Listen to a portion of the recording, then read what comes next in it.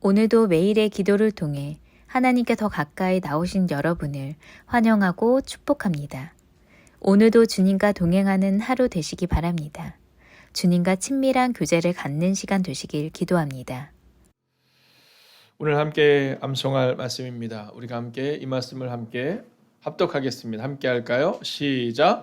예수께서 이르시되 내가 곧 길이요 진리요 생명이니 나로 말미암은 증거는 아버지께로 올 자가 없느니라. 요한복음 14장 6절 말씀. 아멘. 자, 여러분 오늘도 하나님과 함께 믿음으로 걷는 믿음의 백성을 되시기를 주의 이름으로 축원하겠습니다.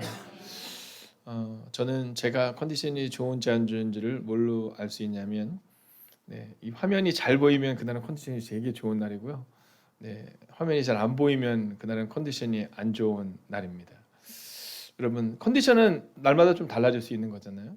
근데 우리가 기억해야 하는 것이 있죠. 그것은 뭐냐면 믿음의 태도와 방향은 여러분 컨디션과 상관없이 하나님 품으로 나아가야 한다라는 거예요. 오늘도 힘쓰고 애써서 이 자리에 나오신 여러분을 축복하며 여러분 컨디션과 상관없이 감정과 상관없이 믿음으로 걷는 여러분 되시기를 주의 이름으로 축원하겠습니다. 아까 전도사님께서 이곳에 있는 아이들을 위해서 막 이렇게 얘기해서 제가 왜 그런가 했더니 아이들이 이렇게 많이 있네요. 저도 한번 얘기해줘. 저는 이 아이들도 중요하지만 우리 어른들이 있어서 너무 기쁩니다. 그러나 오늘 치킨은 제가 쏜다는 사실을 여러분 젊은이들이 기억해 주십시오. 오늘 하나님께서 우리가 내주신 말씀입니다. 함께 읽을까요? 시작. 다니엘은 뜻을 정하여 왕의 음식과 그가 마시는 포도주로 자기를 더럽히지 아니하리라 하고 자기를 더럽히지 아니하도록 환관장에게 구하니. 아멘. 자, 오늘 다니엘서 1장 8절의 말씀은 이제 다니엘의 10대를 이야기하고 있는 겁니다. 자, 근데 이 10대의 다니엘이 뜻을 딱 정한 거예요. 뜻을 정하여 그가 왕이 마시는 음식과 또 포도주로 자기를 더럽히지 않겠다. 이건 뭐냐면 우상에게 절하는 음식을 말하는 겁니다. 자, 우리 학생들이 레위기에 보면 이 먹어야 될 음식과 먹어야 되지 말아야 될 음식들 뭐 이런 내용들이 많이 나오잖아요. 자, 그래서 그러다 보니까 지금도 사실은 우리가 그런 것을 참 고민될 때가 있잖아요. 아, 이 음식을 먹어야 되나? 먹지 말아야 하나? 자, 그러나 사실 성경을 우리가 자세히 보게 되면 하나님이 우리 가운데 주시는 그 은혜는 뭐냐면요. 정체성을 가지라라는 겁니다. 정체성을 가지라. 여러분 우리들 흔히 그러잖아요. 우리들 흔히 가질 때 이게 뭐 이 음식을 먹으면 되냐 되지 않느냐가 아니라 정체성에 맞는 음식이다라는 거죠. 여러분 고리타분하게 느낄 수도 있지만 여러분 술과 담배의 문제는 우리 가운데 구원의 문제와는 좀 다릅니다. 저는 특별히 우리 이번에 시험을 치르는 우리 학생들이 오늘 아멘을 꼭 크게 하면 좋겠다는 생각이 들거든요. 왜냐하면 제가 보니까 이 청년들이 여러분 젊은이들이 교회를 떠날 때 초등학교에서 중학교로 올라갈 때 절반이 떨어져 나간답니다. 너무 슬픈 사실이죠. 그러니까 이제 우리 집사님은 벌써 이제 50%는 통과한 거예요. 이거 너무 슬픈 일입니다. 여러분 아이들이 어렸을 때 우리 아이들입니다.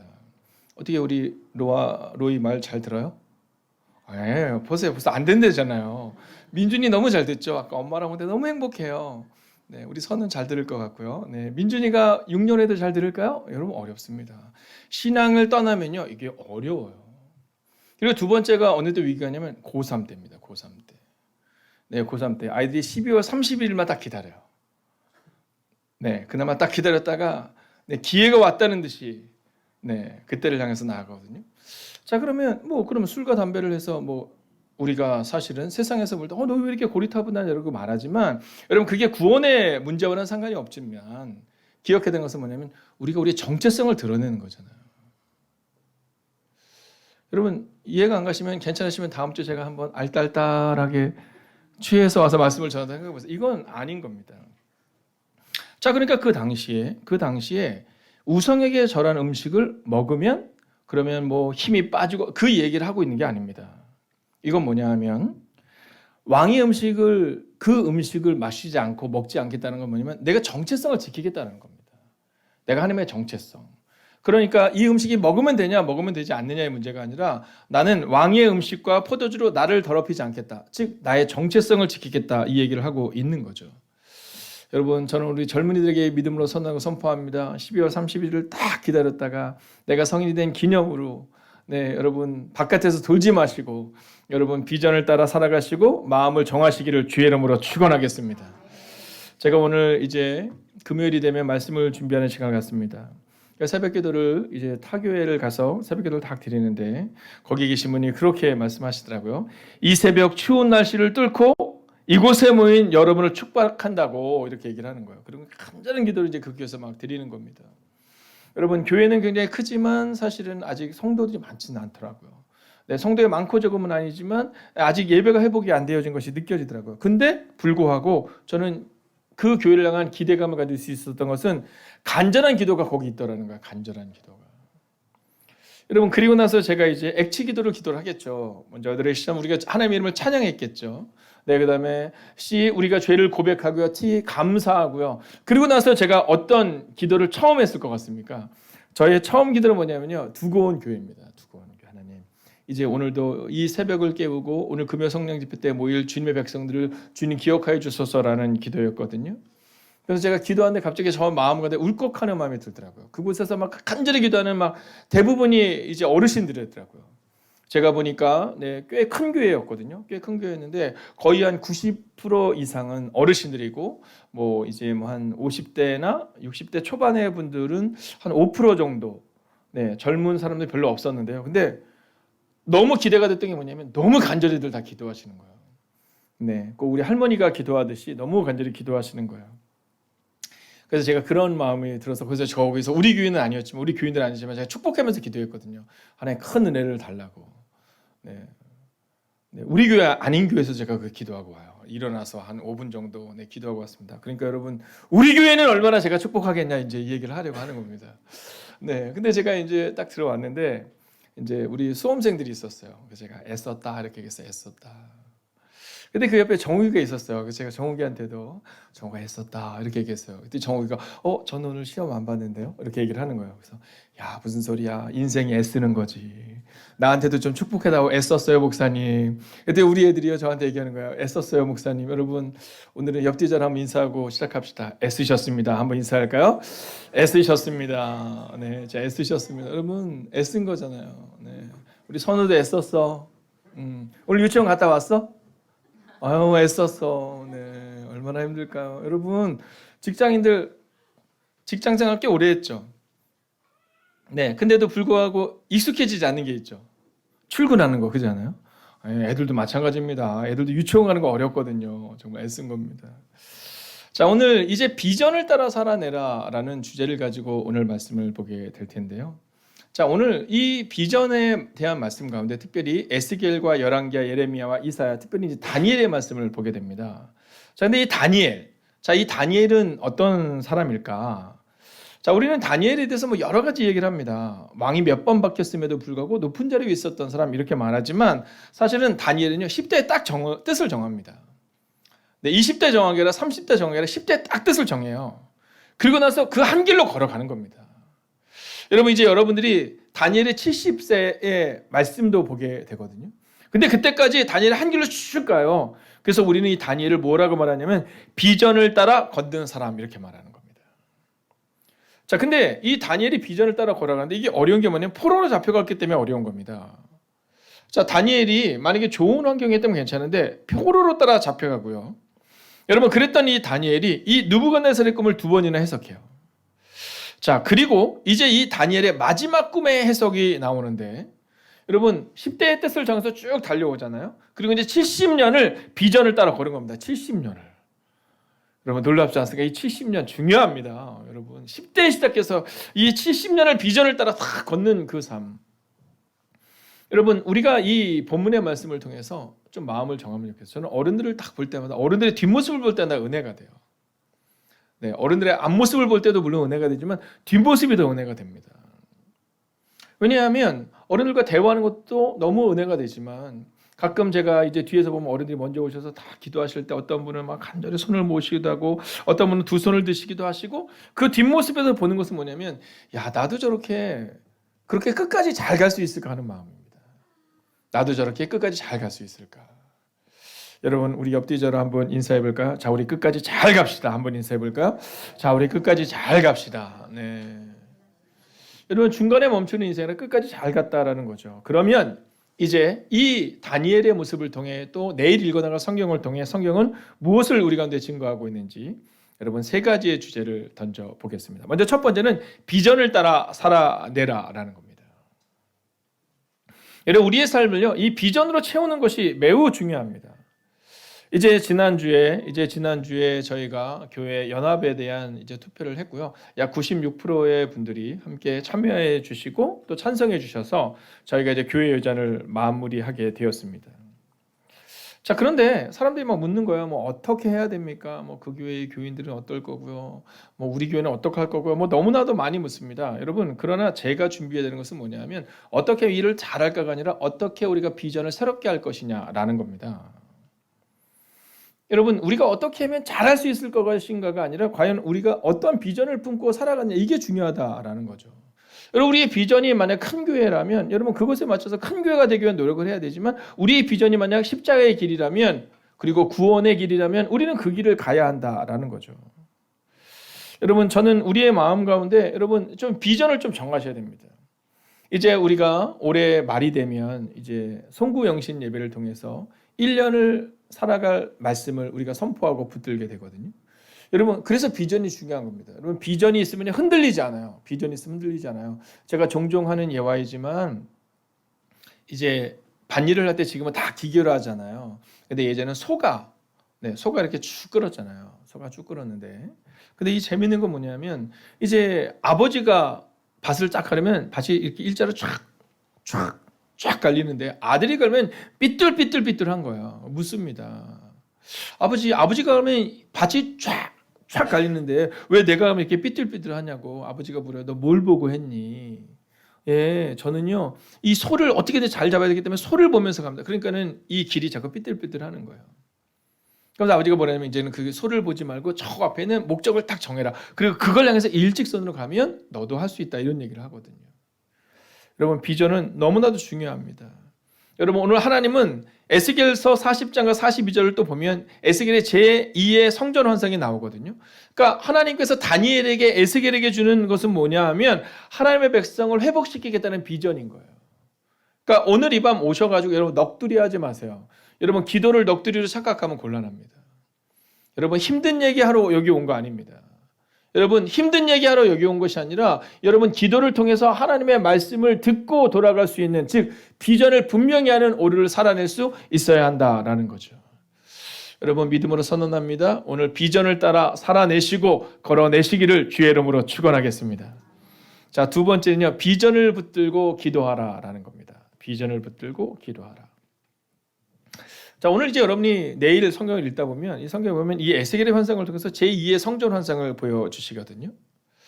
자, 근데 그 비전이 딱 있으니까 가는 거잖아요. 비전이 있으니까. 여러분 지금 포로로 잡혀 있는 거잖아요. 우리나라 망한 겁니다. 성전도 다 회파된 거예요. 네, 아무것도 없는 겁니다. 근데 하나님께서 그에게 이 제2의 성전의 환상을 보여주세요. 그리고는 그 환상, 즉 비전을 따라서 걷는 겁니다. 저희 지방에 이제 권민철 목사님이라는 목사님이 이제 교회를 개척하셨습니다. 그래서 제가 오늘 거기를 갔었거든요. 거기를 갔는데 가보니까 진짜 너무 교회가 깔끔하더라고. 너무 깔끔하더라고. 진짜 완전 깔끔하더라고. 아무것도 없더라고. 그래서 제가 같이 가신 목사님들 이거 이제 필요한 게 뭐냐 하면서 이제 막 그 얘기를 하고 이제 우리도 함께 기도하겠다 뭐 하면 좋겠는데 본인은 필요 없다라더라고. 그래서 저는 안심하고 돌아왔습니다. 네, 뭐가 필요하냐 할 때 이거 얘기하면 이제 막 부담을 가지고 돌아왔을 텐데 일단 아무것도 괜찮다고 기도만 해달라 해서 그냥 기도만 하고 왔습니다. 자, 근데 거기에 딱 들어가세요. 너무 깔끔해요. 근데 목사님께서 이제 교회 이름이 뭐냐면 무화과나무 교회입니다. 네, 무화과나무 교회 이름이 너무 예쁘죠. 네, 우리 회장 어때? 무화과나무 교회 이름 좀 무화과나무가 예뻐? 행복이 가득한 교회가 예뻐? 네, 근데 아마 누가 그러셨나 봐요. 무화과나무가 좀 약간 올드하지 않냐. 네, 어떤 분은 그러시더라고. 자기는 무화과나무 교회 딱 얘기했는데 무화과나무 교회로 들었다고 막 이런 얘기를 하는 거예요. 그래서 꼭 그 이름을 해야 되느냐 막 이렇게 얘기를 하는 거예요. 근데 목사님이 뭐라고 말씀하시냐면 제가 이제 성기부 총무기 때문에 이제 그런 걸 정리를 하는데 제가 웃으면서 뭐 그럴 수도 있겠네. 근데 목사님이 딱 얘기하시는 거예요. 근데 목사님, 제가 하나님께 받은 말씀입니다. 그렇죠, 그랬어요. 무화과 나무 나와. 무화과 나무 나와. 하나님께 받았다면 그건 끝인 겁니다. 그렇죠? 여러분, 하나님께서 지금 비전을 따라가는 거지. 뭐 세상적으로 볼 때 뭐 요즘에 멋진 일들이 얼마나 많아요. 네. 제가 혹시 그 멋진 이름을 얘기하면 그 교회를 혹시라도 저거 할까 봐 요즘 영어 이름도 엄청 많거든요.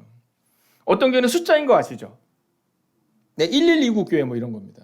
그럼 예를 들어 사도행전 11장 29절을 말하는 교회. 막 이렇게 트렌드를 쫓는 교회의 이름도 너무 필요합니다. 그렇지만 무화과나무 교회가 이거 전달되면 큰일 나는데 다음 주에 여러분 무화과나무 교회 목사님이 오셔서 금요일 날 말씀을 전하시거든요. 네. 네. 그런데 그 목사님이 그러는 거예요. 목사님, 사람들은 저한테 무화과나무 교회라는 이름이 좀 옛날 이름 같지 않냐라고 말하지만 하나님이 주신 소망을 붙들고 가려고 합니다. 그래서 너무 좋다. 나는 그 이름도 너무 좋다. 뭐 요즘 세대가 어울리는 이름도 물론 좋을 수 있겠지만 하나님이 목사님이 허락하신 생명을 살리는 교회의 그 이름이 너무 좋다 이렇게 말했거든요. 여러분, 저는요 오늘 우리의 상황을 너무 생각하지 않으면 좋겠어요. 내 상황 때문에 힘들고 어렵다. 여러분, 이건 주님이 원하는 것이 아니라 그냥 오늘도 비전을 붙들고 기도하는 거예요. 네, 그래서 제가도 오늘 오는데 이제 얼마나 피곤하겠어요. 이사 온 지 얼마 안 되고 막 그러는데 새벽부터 시작해가지고 오늘도 늦게까지 이 금요 성령 집회가 사람은 없지만 기도하고 있는 목사님을 보면서 그런 마음이 드는 거예요. 그래, 비전을 붙들고 기도하면 하나님이 하시지. 여러분, 저는 우리 행복이 가득한 교회가 왜 여러분들에게 있어서 너무나도 큰 감사를 드리냐면 이런 거예요. 우리가 사실 예배를 처음 드릴 때부터 막 사람들이 너무 많고 그러지는 못했거든요. 여러분, 근데 그때요 이 비전이 있었어요. 비전이. 여러분, 우리 손정혜 권사님 저희 계신데요. 우리 손정혜 권사님이랑 우리 권사님들이 어느 날 꿈을 꾸셨대요. 처음에. 근데 꿈을 꿨는데 예배당이 꽉 차는 꿈을 꿨다라는 거예요. 네. 아멘이 있는데 다시 해볼까요? 네. 예배당이 꽉 차는 꿈을 꿨다라는 거예요. 네. 근데 정말로 그 교회에서 1, 2 이전을 할 때 교회가 꽉 차서 이전할 수밖에 없는 상황 가운데 왔거든요. 여러분, 그런 겁니다. 비전을 꿈꾸는 게 중요한 게 아니라 비전을 붙들고 기도하는 게 중요한 거예요. 여러분, 비전을 붙들고 기도할 때 하나님이 하실 줄로 믿습니다. 그래서 하나님이 이제 성전에 대한 환상을 보여주시는데 첫 번째 환상은 뭐였느냐 하면 이 성전에 대한 부분은 첫 번째로는요, 이 솔로몬 있잖아요. 솔로몬이 처음에 성전을 짓잖아요. 여러분, 그리고 이 성전의 무너짐이 또 나옵니다. 이 느부갓네살을 통해서, 그리고 에스겔을 통해서. 여러분, 에스겔 43장과 48장을 보면 하나님의 영광이 돌아옴을 보여주는 성전에 대한 내용이 나와요. 하나님의 영광이 돌아옴을 보여주는 성전. 이게 바로 에스겔 43장에서 48장까지의 말씀입니다. 여러분, 저는 오늘 혹시 여러분 가운데 좀 뭔가 안 된 일이 있을 수 있거든요. 여러분, 뭔가 힘든 일이 있을 수 있거든요. 그러나 내일 성경을 읽으면서 하나님의 영광이 돌아옴을 보여주는 성전, 즉 에스겔 43장의 48장의 말씀이 여러분 가운데 있기를 주의 이름으로 축원하겠습니다. 여러분, 그러면서 위로와 소망의 말씀을 선언하는 거예요. 위로와 소망의 말씀을. 여러분, 포로로 있는 이들에게 지금 위로하는 겁니다. 야, 너희들 지금 성전이 다 묻어지고 예루살렘이 다 회파됐다고 생각하지만 이제 재건된다 이렇게 말하고 있어요. 재건된다. 여러분, 그게 바로 성경의 메시지인 겁니다. 여러분, 그리고 그들이 뭐예요? 네, 두 번째 주제인 비전을 붙들고 기도합니다. 비전을 붙들고 기도합니다. 여러분, 저는 오늘 우리의 시간이 비전의 사람이 채우는 시간, 즉 현실의 절망이 아니라 현실을 넘어서는 은혜와 비전의 시간이 되기를 주의 이름으로 축원하겠습니다. 여러분, 근데 성경에 보면 에스겔의 환상 가운데 성전을 보지만 사실은 에스겔의 성전은 건축되지 않은 성전이죠. 하늘에서 완성된 성전, 즉 환상의 성전입니다. 신앙 속에 있는 성전이죠. 근데 중요한 건 뭔지 아시죠? 나라가 망하고 약속한 70년이 지나거든요. 유다 총독 스룹바벨에서 진짜로 이 땅에도 성전이 세워져요. 여러분, 하나님이 보이신 그 환상대로 시간이 70년의 시간이 지났지만 여러분, 그 땅 가운데 하나님의 나라가 세워진다라는 겁니다. 여러분, 오늘 이 밤 우리 사랑하는 중고등부 학생들의 마음 가운데 성전을 붙들고 기도하는 밤 되시기를, 또 기도하며 나아가는 밤 되시기를, 비전의 사람 되시기를 주의 이름으로 축원하겠습니다. 여러분, 우리 어른들은 가끔 우리 아이들이 이렇게 예배 시간에 핸드폰을 하면 뭐 이렇게 얘네들이 핸드폰을 하나 이러지만 여러분 걱정하지 마십시오. 얘네들이 핸드폰 하는 이유는 뭐 하는 게 아니라 좋은 말씀 적는 겁니다. 전 늘 그렇게 믿고 합니다. 네, 저는 늘 긍정적인 부분을 보기 때문에. 네. 그래서 혹시 아이들이 하면, 그럼 여러분들이 막 얘네들이 뭐 핸드폰 보나 막 이렇게 생각하지 마시고, 이 아이들이 아마 말씀을 붙들고 좋은 말씀 적나 보다 이렇게 생각하시면 됩니다. 그런 아이들도 있고요. 아닌 아이들도 있을 수 있지만. 네. 그러니까 여러분, 저는 진짜 우리 마음 가운데 우리 아이들은 축복받아야 될 대상입니다. 자꾸 눈치 주지 마세요. 막 애들 막 핸드폰하고 막 째리잖아요. 막 졸고 그럼 막 가서 막 흔들어 깨우고. 여러분 졸면요. 아이고 졸아도 여기까지 온 거 이게 예뻐해 주셔야 됩니다. 교회는요 그런 공동체예요. 그런 공동체. 혼내는 거 누가 하는지 아시죠? 혼내는 거 전도사님 하시면 됩니다. 네. 또 우리 전사님 잘 못 혼내니까 아마 조용조용히. 제가 보니까 우리 아동부 전사님이랑 중고등부 전사님은 혼을 잘 못 내시더라고요. 네. 근데 뭐 그건 그냥 좋은 부모 만난 겁니다. 여러분 기억하시면 좋겠고요. 네. 핸드폰 괜찮습니다. 네, 핸드폰 계속 하셔도 됩니다. 네, 좋습니다. 자, 이사야 13장과 14절을 보면 이제 이사야를 통한 바벨론의 멸망이 나옵니다. 약 100년 후의 사건이 나오고 있는 거죠. 근데 여러분, 제가 오늘 그런 마음이 들어요. 제가 여러분을 위해서 진짜 너무 열심히 말씀을 잘 준비했지만, 네, 이 모든 말씀을 풀어서 설명하는 것은 우리 아이들의 마음을 어렵게 만드는 것 같아요. 네, 갑자기 제 마음 가운데. 그래서 여러분 내일 성경을 다 읽으실 거죠? 여기 계신 분들은? 네, 그래서 제가 조금씩 스킵하면서 넘어가 보도록 하겠습니다. 자, 34장과 35장을 보면 이 에돔을 포함한 열국의 최후가 나와요. 그러니까 그건 뭐냐면 우리의 원수들이 지금 무너지는 거잖아요. 그러니까 우리의 원수들이 무너진다는 것은 뭐냐면 바로 구원과 회복을 말하고 있는 겁니다.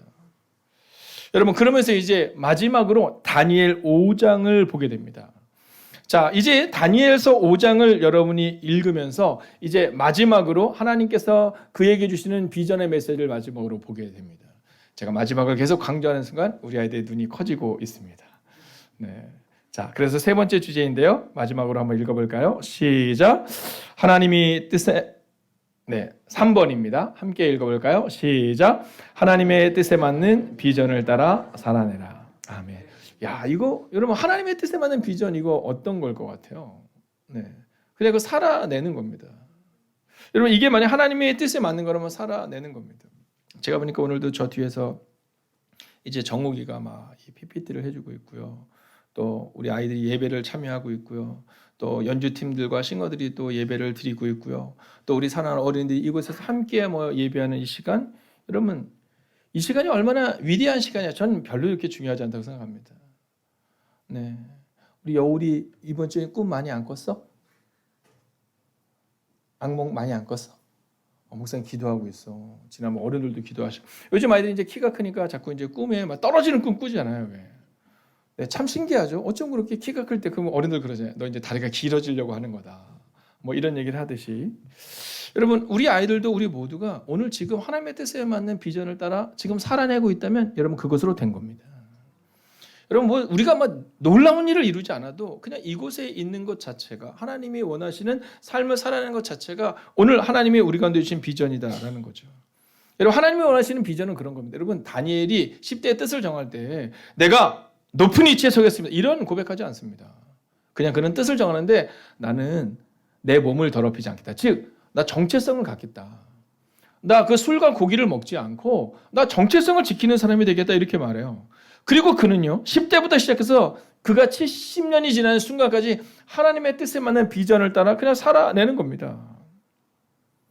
여러분 그렇게 살아냈는데 근데 이 다니엘서 5장을 보면 이제 그 다니엘의 노년에 그가 하나의 왕이 꿈을 꾸게 되고 그 꿈을 해석하게 됩니다. 자, 그 꿈의 이름을 한번 읽어볼까요? 함께 읽어보겠습니다.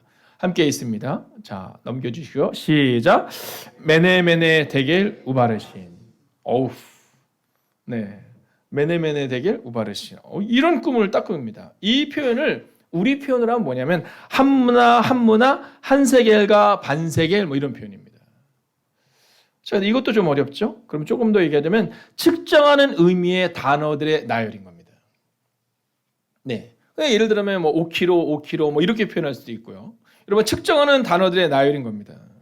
이건 뭐냐면 하나님이 그 당시 느헤미야가 있었던 포로로 잡혀갔던 그곳에서 벨사살의 시대를 세웠고 그의 능력을 저울에 달아 보니까 부족했다. 그래서 그 나라를 메대와 바사에게 나눠준다라는 의미를 가지고 있다고 다니엘이 꿈을 해석합니다.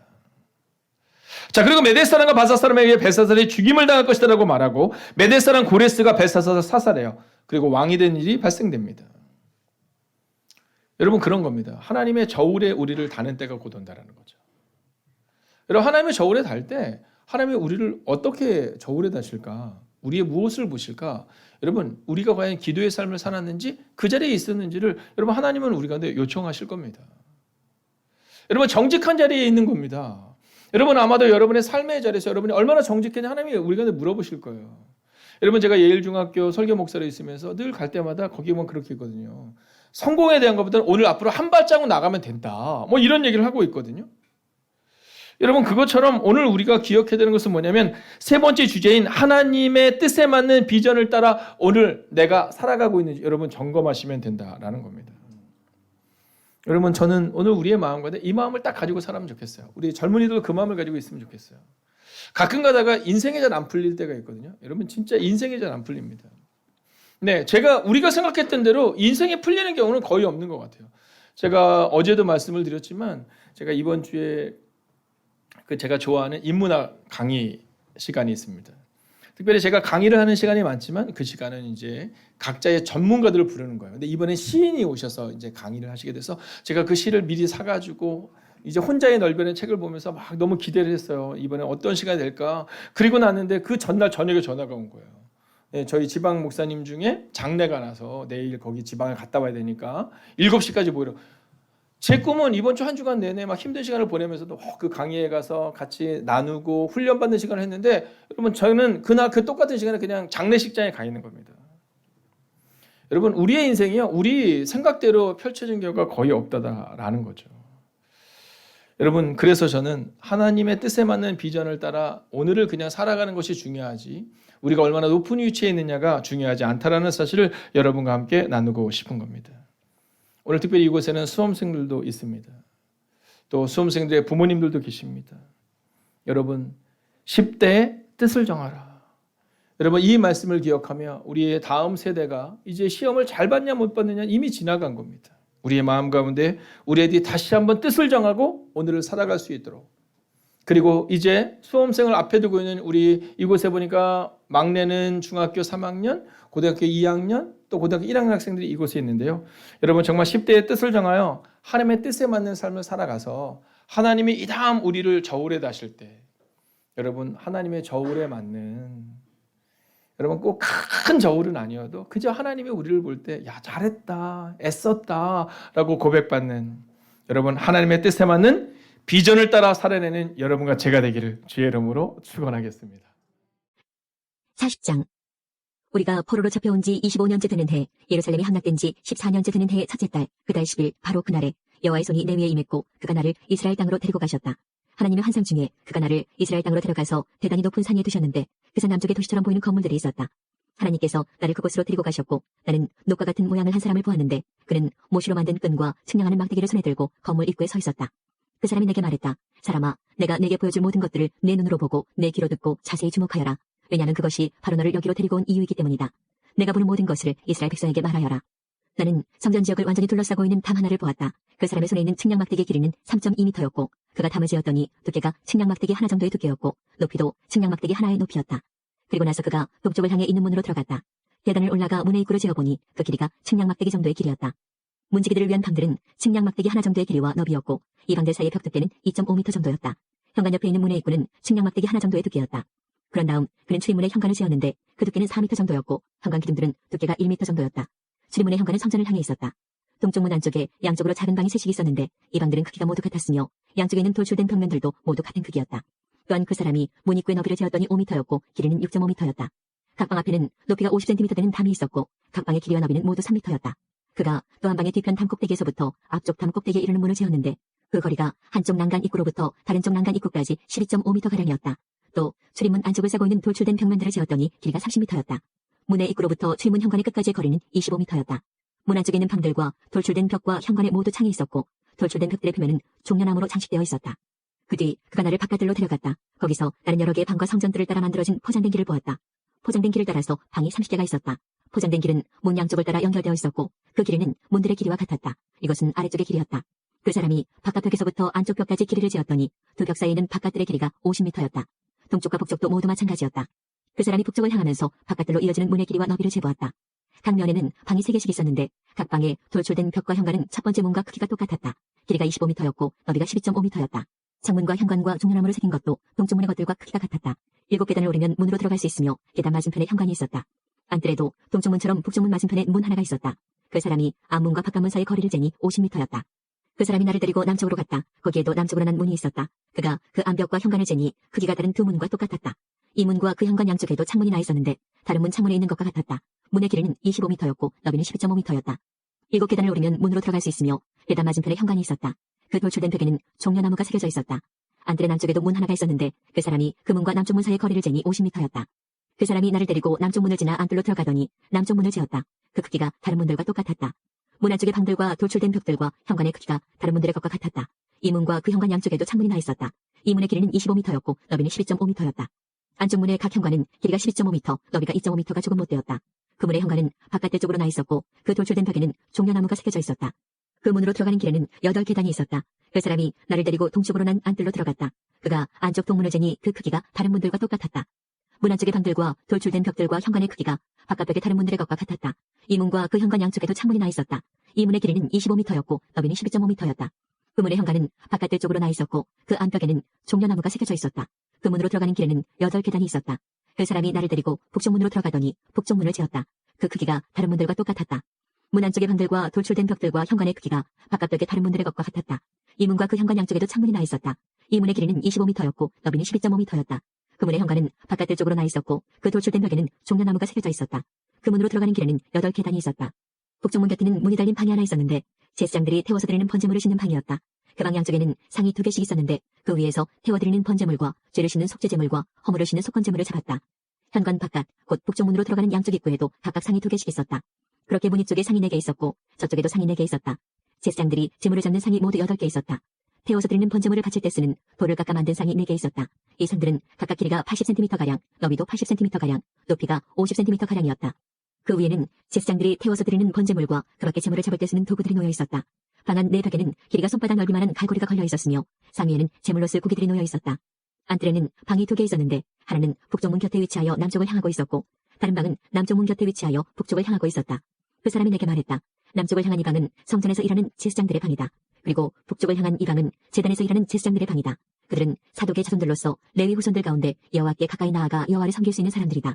그가 성전 뜰을 재니 길이가 50m요 너비도 50m인 정사각형이었다. 그리고 제단은 성전 앞쪽에 있었다. 그 사람이 나를 데리고 성전 현관으로 들어가서 현관의 각 벽을 재니 두께가 2.5m였다. 문의 너비는 7m였고 문의 양옆에 있는 벽은 두께가 150cm였다. 현관의 너비는 10m였고 길이는 6m였다. 현관으로 들어가는 길에는 계단이 10개가 있었다. 그리고 벽 곁에는 입구 양쪽으로 기둥이 하나씩 있었다.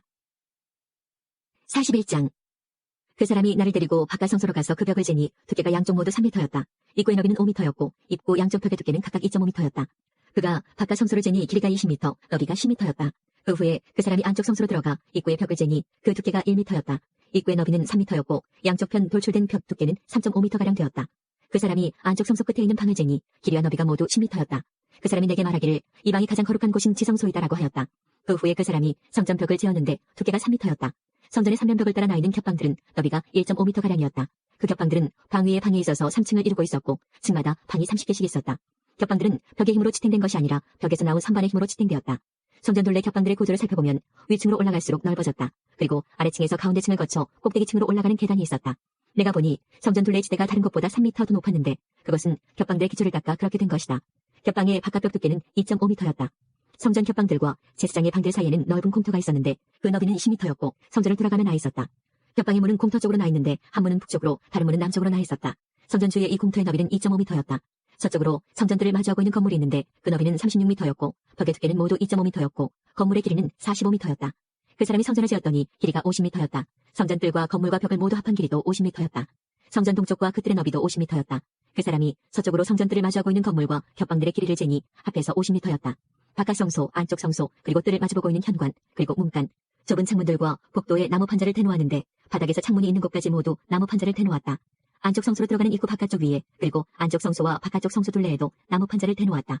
그 나무 판자에는 날개 달린 생물인 그룹과 종려나무의 조각이 있었는데 그룹 사이에 종려나무가 있었고 그룹은 모두 두 얼굴을 가지고 있었다. 하나는 사람의 얼굴이었고 다른 하나는 사자의 얼굴이었는데 각각 종려나무를 바라보고 있었다. 성전벽 전체가 다 이와 같았다. 성전 바닥부터 문 위까지 성소의 벽마다 종려나무와 날개 달린 생물인 그룹이 조각되어 있었다. 바깥 성소의 벽은 사각형이었다. 가장 거룩한 곳인 지성소의 정면에는 나무 제단처럼 보이는 것이 있었는데 높이는 1.5m가량, 너비는 1m가량이었다. 그 모서리와 받침대와 옆부분은 모두 나무로 되어 있었다. 그 사람이 내게 말했다. 이것은 여호와 앞에 놓는 상이다. 바깥 성소와 안쪽 성소에는 이중문이 나 있었다. 문마다 문짝이 2개 있었고 그것은 밀어서 여는 문이었다. 바깥 성소의 문에도 성전벽에 새겨진 것과 같이 날개 달린 생물인 그룹과 종려나무 조각이 새겨져 있었다. 그리고 성전 현관 앞에는 나무 지붕이 있었다. 현관의 양쪽 벽에는 종려나무가 조각된 좁은 창문들이 있었고 성전 겹방들에도 돌출된 조각들이 있었다. 42장. 그 사람이 나를 데리고 북쪽 바깥들로 나가 성전들 맞은편에 있는 방들로 갔다. 북쪽으로 문이 난 건물을 재니 길이가 50m, 너비가 25m였다. 성전 안뜰에서 10m쯤 되는 지역과 바깥들 돌을 깔아놓은 반대편에는 각각 3층으로 된 복도들이 서로를 향하고 있었다. 방 북쪽으로는 통로가 있는데 너비는 5m, 길이는 50m였으며 문들은 모두 북쪽을 향해 나 있었다. 맨 위층의 방들이 가장 좁았는데 그것은 복도가 차지하는 면적이 1층과 2층보다 3층이 더 넓기 때문이었다. 이 방들은 3층으로 되어 있는데 뜰의 기둥과 같은 기둥이 없기 때문에 맨 위층의 방들은 아래층 방들보다 더 안쪽으로 물려서 좁게 지어졌다. 이 방들과 함께 바깥들과도 나란히 쌓인 담이 있었는데 담의 길이는 25m였다. 바깥들로 향해 나 있는 방들의 길이는 25m였고 성전을 마주보고 있는 방들의 길이는 50m였다. 아래층 방들의 입구는 그 건물의 동쪽 끝에 있어서 뜰에서 방 안으로 들어갈 수 있게 되어 있었다. 바깥들의 벽과 나란히 남쪽에도 방들이 있었는데 이 방들은 성전뜰에 인접해 있었으며 바깥 벽을 마주보고 있었다. 그리고 이 방들 앞에는 통로가 있었는데 그 모양이 북쪽의 방들과 같았다. 길이와 너비가 같았고 출입구와 모습도 같았다. 모든 방으로 통하는 통로의 동쪽 끝에는 문이 있었다. 그 사람이 내게 말했다. 성전들을 마주보고 있는 북쪽과 남쪽 방들은 제사장들의 방인데 여호와께 나아가는 제사장들이 가장 거룩한 제물을 먹는 곳이며 제사장들은 그곳에 가장 거룩한 제물, 곧 곡식제물과 죄를 씻는 속죄제물과 허물을 씻는 속건제물을 놓는다. 그것이 가장 거룩한 장소이기 때문이다. 한번 거룩한 지역 안에 들어가면 제사장들은 그곳에서 봉사할 때 입던 옷을 벗어놓은 뒤에야 성전 바깥으로 나갈 수 있다. 이는 그 옷들이 거룩하기 때문이다. 다른 옷으로 갈아입은 뒤에야 제사장들은 백성들이 있는 곳으로 나갈 수 있다. 그 사람이 성전 안쪽을 다 잰 다음에 나를 데리고 동쪽 문으로 나가서 성전 주변 지역을 쟀다. 그가 자를 가지고 동쪽을 재니 그 자로 250m였다. 북쪽을 재니 북쪽도 250m였다. 남쪽을 재니 남쪽도 그 자로 250m였다. 서쪽으로 돌아가서 서쪽을 재니 그것도 250m였다. 그는 이렇게 성전 사방을 다 재었다. 성전 사방으로 담이 있었는데 그 길이가 250m, 너비도 250m였다. 그 담은 거룩한 성소와 일반 지역을 가르는 담이었다. 43장. 그 사람이 나를 데리고 동쪽 문으로 갔다. 내가 보니 이스라엘 하나님의 영광이 동쪽에서 오는데 하나님의 목소리가 마치 소리를 내며 흐르는 물소리 같았다. 땅이 하나님의 영광으로 환하게 빛났다. 내가 본 환상은 주님께서 예루살렘 성을 멸망시키러 오셨을 때 본 환상과 같았고 그발 강가에서 본 환상과도 같았다. 그래서 나는 얼굴을 아래로 떨구었다. 여호와의 영광이 동쪽문을 거쳐 성전으로 들어갔다. 그때 여호와의 영이 나를 들어올려 안뜰로 데려갔는데 성전은 여호와의 영광으로 가득 차 있었다. 그 사람이 내 곁에 서 있을 때 성전 안에서 내게 말하는 소리가 들려왔다. 사람아, 이곳은 내 왕좌요 내 발을 두고 있는 곳이다. 내가 여기에서 이스라엘 사람들과 영원히 살 것이다. 이스라엘 백성이 다시는 내 거룩한 이름을 더럽히지 않을 것이다. 백성이나 왕들이 음란한 짓을 하거나 아니면 산당에서 죽은 왕들의 형상을 섬김으로써 내 거룩한 이름을 더럽히지 않을 것이다. 그들은 자기 문간을 내 성소의 문간과 나란히 만들어 놓고 자기 문설주를 내 문설주와 나란히 만들어 내 거룩한 이름을 더럽혔다. 그래서 내가 진노하여 그들을 멸망시킨 것이다. 자, 이제 그들은 음란한 짓과 죽은 왕들의 형상을 멀리해야 한다. 그러면 내가 그들 가운데서 영원히 살 것이다. 사람아, 이스라엘 백성에게 이 성전에 관해 잘 설명해 주어라. 그러면 그들이 자기 죄를 부끄럽게 여길지 모른다. 그들이 저지른 모든 짓들을 스스로 부끄럽게 여기거든 이 성전의 설계도를 알려주어라. 구조와 출입구들을 가르쳐주고 성전에 관한 모든 도안과 규례와 법에 대해 알려주어라. 그들이 보는 앞에서 그것들을 적어서 그들이 성전의 법과 규례를 신실하게 따를 수 있게 하여라. 성전의 법은 다음과 같다. 성전이 지어진 산꼭대기 주변 모든 지역은 가장 거룩하다. 이것이 성전의 법이다. 제단의 크기는 다음과 같다. 제단 밑받침의 높이는 60cm이고 그 밑받침의 가장자리 폭도 60cm이며 가장자리를 들고 있는 턱의 높이는 약 20cm이다. 밑받침 위에 있는 제단 아래층은 높이가 1m이고 그 가장자리 폭이 50cm이다. 그리고 중간층의 높이가 2m이며 그 가장자리 폭이 50cm이다. 이 번제단의 제일 위층은 높이가 2m이며 네모소리에는 뿔 4개가 위로 솟아있다. 그리고 번제단 제일 위층은 가로세로가 6m인 정사각형이다. 중간층도 가로세로가 모두 7m인 정사각형이며 밑받침을 들고 있는 턱의 폭은 25cm이고 그 턱의 받침폭은 50cm이다. 그리고 제단의 계단은 동쪽으로 향해 있다. 그때 그 사람이 내게 말했다. 사람아, 나 주 여호와가 말한다. 제단을 만들 때 태워드리는 제사인 번제와 피를 뿌리는 일에 대한 규정은 다음과 같다. 너는 레위 사람 중 사독 가문의 사람으로서 내게 가까이 나와 섬기는 제사장들에게 어린 소송아지 한 마리를 주어 죄를 씻는 속죄제물로 삼게 하여라. 주 여호와의 말씀이다. 너는 송아지의 피를 가져다가 제단의 네모소리와 위쪽 네모소리와 둘레에 모두 발라서 제단을 깨끗이 하고 죄를 씻는 속죄제를 드려야 한다. 그런 뒤에 죄를 씻는 속죄제물로 바친 송아지를 성소 바깥 성전 지역의 지정한 장소에서 태워라. 다음 날에는 흠없는 순염소 한 마리를 바쳐서 죄를 씻는 속죄제물로 삼아라. 수송아지로 제단을 깨끗이 했던 것처럼 제단을 깨끗이 해야 한다. 제단을 깨끗이 한 뒤에는 흠없는 어린 수송아지 한 마리와 양떼 가운데서 흠없는 순양 한 마리를 바쳐라. 내가 그것을 여호와 앞에 바칠 때에 제사장들은 그 위에 소금을 뿌린 다음 여호와께 태워드리는 번제물로 바쳐야 한다. 너는 7일 동안 날마다 순염소를 들여 죄를 씻는 속죄제물로 바쳐야 한다. 그리고 흠없는 수송아지와 양떼 가운데서 순양을 준비해야 한다. 7일 동안 제단을 깨끗이 한 뒤에 제물을 드려라. 7일이 다 지나고 8일이 되면 제사장은 너희가 태워드리는 번제물과 화목제물을 바쳐야 한다. 그러면 내가 너희를 받아들일 것이다. 나 주 여호와의 말이다. 44장. 그 사람이 나를 데리고 성소 바깥 동쪽문으로 데려가는데 그 문은 닫혀 있었다. 여호와께서 내게 말씀하셨다. 이 문은 닫아놓아야 하며 열어서는 안 된다. 아무도 이 문으로 들어가서는 안 된다. 이스라엘 하나님 나 여호와가 이 문으로 들어왔기 때문에 이 문은 닫아두어야 한다. 오직 왕만 문 안에 앉아 여호와 앞에서 음식을 먹을 수 있다.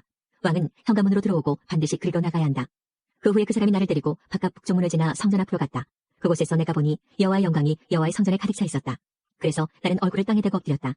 여호와께서 내게 말씀하셨다. 사람아, 여호와의 성전에 관한 모든 규례와 법을 말해주겠으니 주의를 기울이고 잘 들어라. 성전으로 들어가는 입구와 성소에서 나오는 출구들을 잘 보아두어라. 너는 반역하는 이스라엘 백성들에게 말하여라. 주 여호와께서 이렇게 말씀하신다. 이스라엘아, 이제 너희의 모든 역겨운 짓들을 그만하여라. 너희는 마음과 몸에 할례를 받지 않은 외국인들을 내 성소에 데려왔고 음식과 기름과 피를 내게 바칠 때 그들을 성소에 있게 하여 내 성전을 더럽히고 내 언약을 깨뜨렸다. 또 너희는 내 거룩한 물건인 성물을 함부로 다루었다. 그것들을 다뤄서는 안 될 사람들에게 너희의 의무를 맡겼다. 몸과 마음에 할례를 받지 않은 외국인들은 내 성소에 들어올 수 없다. 심지어 이스라엘 백성 가운데 사는 외국인들도 들어올 수 없다. 이스라엘이 나를 버리고 우상을 따를 때에 레위 사람들도 내게서 떠났기 때문에 레위 사람들은 그들이 저지른 죄의 책임을 지고 심판을 받아야 한다. 그들은 내 성소에서 성전문들을 지키고 성전 안에서 일을 하였다. 백성들이 바치는 태워드리는 번제물이나 그 밖의 제물을 잡고 백성 앞에 서서 시중을 들었다. 그러나 그들은 백성들이 우상을 섬기는 것을 도왔고 이스라엘 백성이 죄를 짓게 하였으므로 그들의 지은 죄의 책임을 면치 못할 것이다. 그들은 제사장으로서 내게 나와 나를 섬기지 못할 것이며 나의 거룩한 물건인 성물들이나 가장 거룩한 제물인 지성물에도 접근하지 못할 것이다. 그들이 저지른 모든 역겨운 짓 때문에 그들은 부끄러움을 당할 것이다. 그래도 나는 그들에게 성전을 돌보는 일과 그 안에서 이루어지는 일들을 맡길 것이다. 이스라엘이 나를 버렸을 때에 레위 사람 중 사독의 자손인 제사장들은 성소의 모든 규정들을 성실하게 수행하였기 때문에 내게 가까이 나와 나를 섬기게 될 것이다. 그들은 내 앞에서 기름과 희생제물의 피를 바칠 수 있을 것이다. 그들만이 내 성소에 들어올 수 있으며 그들만이 내 상에 가까이 와서 나를 섬기고 내가 맡긴 일들을 수행할 수 있을 것이다. 안뜰문으로 들어올 때 제사장들은 반드시 모시옷을 입어야 한다. 안뜰문이나 성전 안에서 주님을 섬길 때에는 양털옷을 입지 말아야 한다. 머리는 모시간을 써야 하며 모시바지를 입어야 한다. 땀이 나는 것은 입지 말아야 한다. 그들이 백성들이 있는 바깥들로 나갈 때는 나를 섬길 때 입던 옷을 벗어서 구별된 방에 두고 다른 옷으로 갈아입고 나가야 한다. 그렇게 함으로써 옷 때문에 백성이 해를 당하지 않게 하여야 한다. 제사장들은 머리털을 완전히 밀어서도 안 되고 길게 자라게 해서도 안 된다. 머리털을 적당히 알맞게 깎아야 한다. 안뜰에 들어갈 때에 포도주를 마셔서는 안 된다. 그들은 과부나 이혼한 여자와 결혼을 해서는 안 된다. 결혼을 하려면 이스라엘 백성 가운데서 처녀나 다른 제사장의 아내였다가 과부가 된 여자와 결혼할 수 있다. 제사장은 내 백성에게 거룩한 것과 그렇지 않은 것을 구별하는 방법을 가르쳐야 하며 부정한 것과 깨끗한 것을 구별하는 방법도 일러주어야 한다.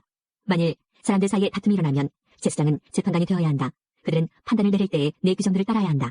그리고 제사장은 내 특별한 절기를 지킬 때마다 내 율법과 규례를 따라야 하며 안식일을 거룩하게 지켜야 한다. 제사장은 죽은 사람을 가까이 하여 자기 몸을 더럽혀서는 안 된다. 그러나 죽은 사람이 친척일 때, 곧 그의 아버지나 어머니, 아들이나 딸, 형제, 그리고 결혼하지 않은 누이일 때에는 가까이 할 수 있다. 그때 제사장은 자기 몸을 다시 깨끗하게 한 후 7일을 기다려야 한다.